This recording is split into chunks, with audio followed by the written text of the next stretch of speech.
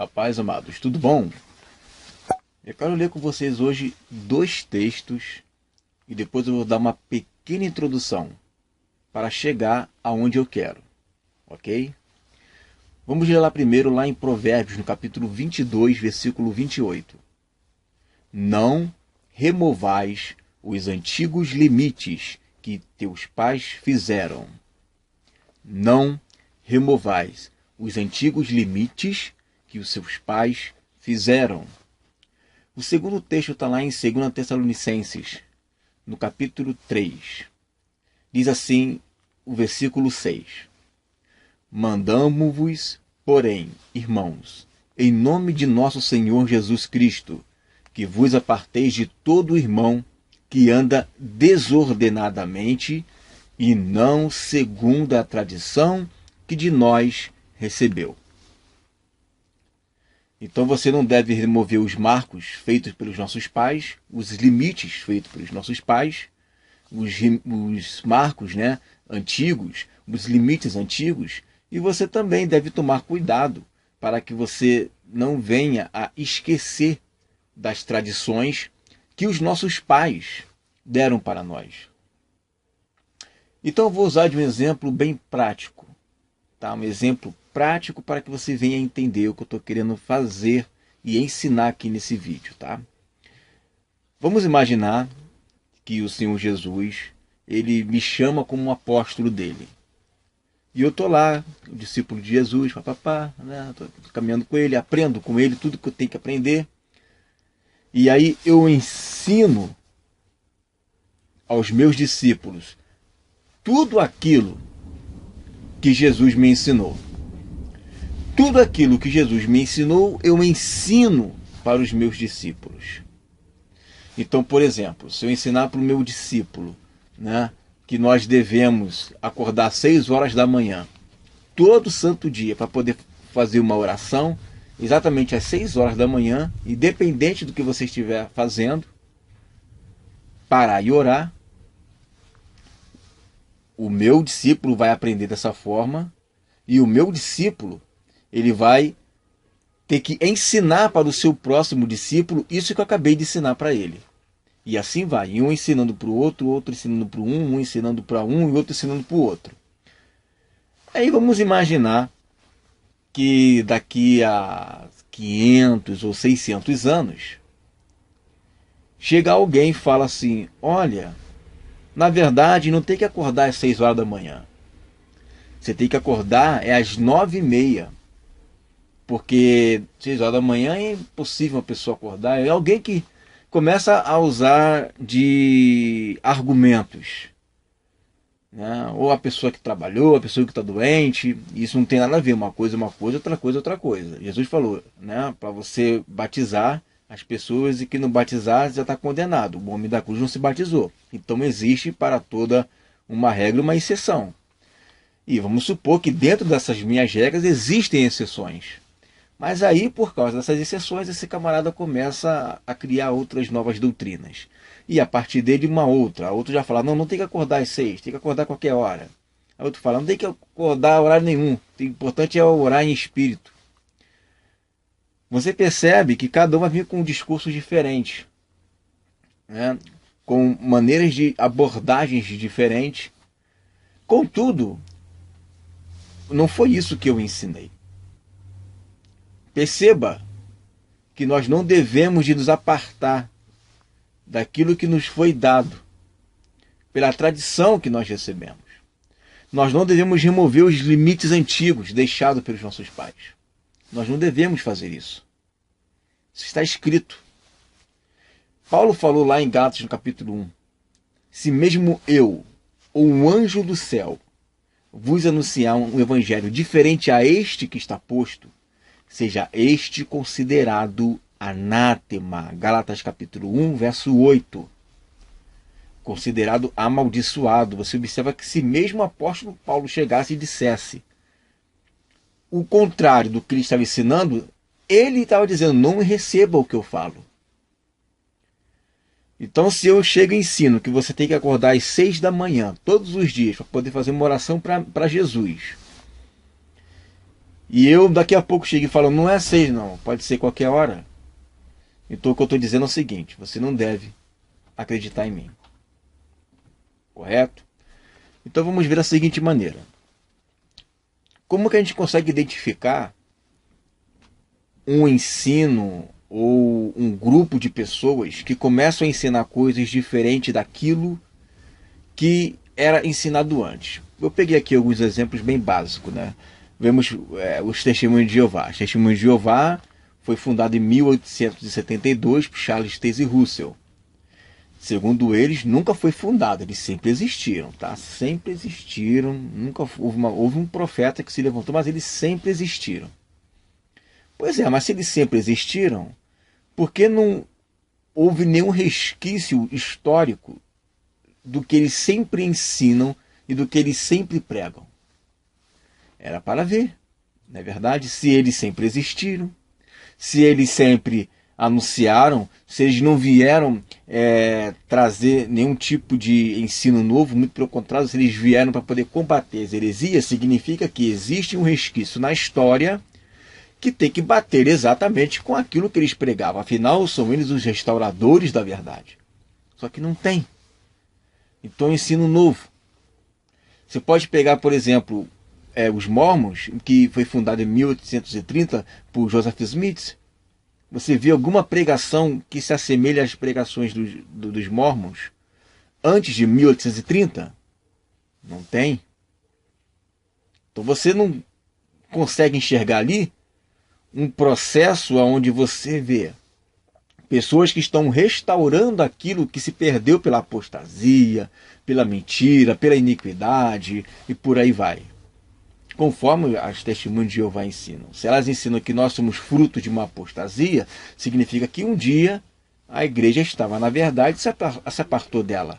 Então, tudo que eles ensinam tem que estar coerente com algo que tem reflexo no passado. Só que você não vê nada, é tudo daqui para frente, é sempre daqui para frente. Daqui para trás você não vê. Mesma coisa são as Testemunhas de Jeová, acabei de falar, e mesma coisa são os Mormons. Você não vê nada dali para trás, é tudo novo dali para frente, com o discurso de que é restauração de algo que estava lá atrás. Só que você não vê nada disso lá atrás. Perfeito? Dito isto, eu consigo enxergar esse mesmo argumento que eu coloco aqui, como, por exemplo, o pré-tribulacionismo. Você não enxerga um pré-tribulacionismo antes do século XIX, que é na mesma época aí do Charles Taze Russell, Joseph Smith, 1830 mais ou menos, que a Margaret MacDonald teve um sonho, onde nesse sonho ela viu pessoas sendo arrebatadas, subindo para o céu, e daí começou a ouvir Derby e tantos outros, Scofield, que começaram a ensinar o arrebatamento. E diga-se de passagem, essas pessoas nem em dom de línguas acreditavam, viu? Vocês, assembleanos que tanto pregam isso, o pai da doutrina de vocês acreditava que o dom de línguas era algo que era do demônio. Então, isso é um fruto de um sonho de uma mulher, que ela começou a propagar isso, e houve seus propagadores que acreditaram nisso, como tem tanta gente que acredita em tudo quanto é tipo de coisa, né?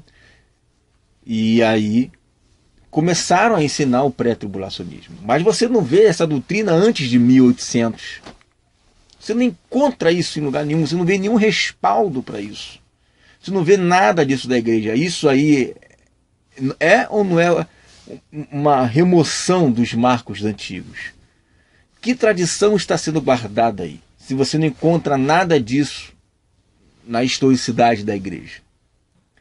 Mesma coisa você pode ver, por exemplo, o milenismo, que a doutrina amilenista é uma doutrina que, se você for ver dentro dos anais da sua teologia, ela remonta a partir de um processo que começou no século V, com Agostinho. Agostinho já está num momento em que a Igreja Católica já está tomando conta ali de tudo. E é muito depois de Irineu, muito depois de Justino Marte. Então, o milenismo é uma coisa que você não vê algo na história. É algo que você vê sim na história, mas depois da igreja primitiva.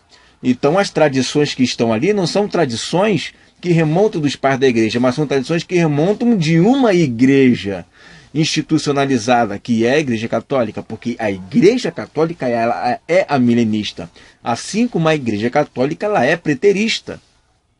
A Igreja Católica ela é milenista, a Igreja Católica ela é preterista. Em 1545, John Hunter ele começou a ensinar que o livro de João foi escrito no período de Nero, no reinado de Nero. Isso em 1545. Aí um jesuíta, Luís de Alcazar, em 1554 e 1613, ele, para poder refutar os reformadores, ele colocou ali uma visão preterista. Uma vez que os protestantes estavam ensinando que a Igreja Católica era a Babilônia, então Luís de Alcazar começou a interpretar os textos de Apocalipse como textos que já haviam sido cumpridos, para poder refutar os reformadores que estavam acusando a Igreja Católica de Babilônia, que a besta era o Papa e o Anticristo e por aí vai, né? E mais para frente, agora, né, bem recentemente, houve mais uma reformulação da visão preterista. Então a visão preterista ela tem um ponto de partida no século XVI. E a visão milenista tem um ponto de partida no século V. Então você tem que ver o ponto de partida das coisas que estão começando a ser pregadas. É o ponto de partida.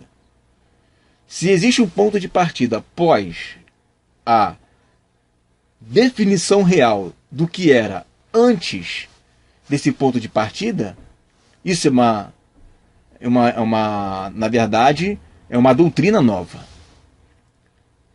O que eu penso é que ao invés de reformar a igreja, elas teriam que restaurar a igreja. Porque reformar você pode colocar algo novo por cima. Que foi o que a reforma fez. A reforma veio e colocou algo novo por cima. Mas o que ela tinha que ter feito não era reformar a igreja. O que ela tinha que ter feito era restaurar a igreja. Voltar para os antigos marcos. Voltar para os antigos pensamentos que os primeiros pais da igreja criam. E você vê tudo isso documentado. Claro que eu estou falando aqui de história, tá? Estou falando aqui de um estudo. Agora, se quiser ir para a Bíblia, vamos embora, né? A gente está aí para isso também. Mas, historicamente falando, é isso. Se você quer ver, né, quer entender algo em que alguém, alguma instituição prega, se isso é algo novo ou não, veja na história. Começou a partir de quando? Mas não tem nada lá na história que pregue isso. Não tem, nunca ninguém criou nisso.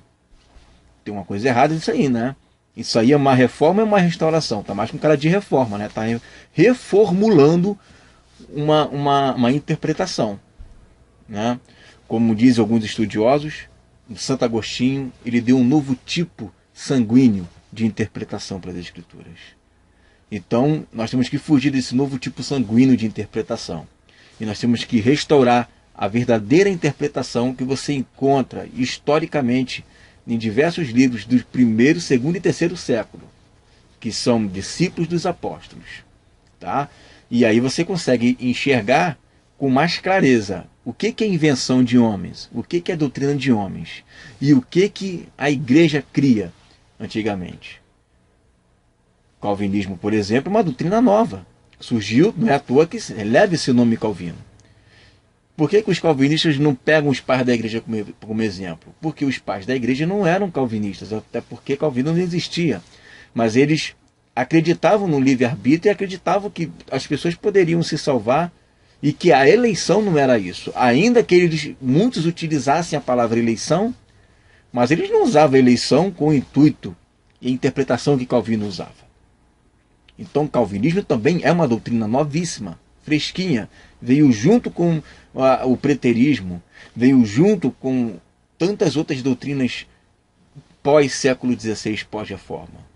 Então a gente tem que tomar cuidado o que é reforma e o que é restauração. Eu não quero reformar nada, eu quero restaurar.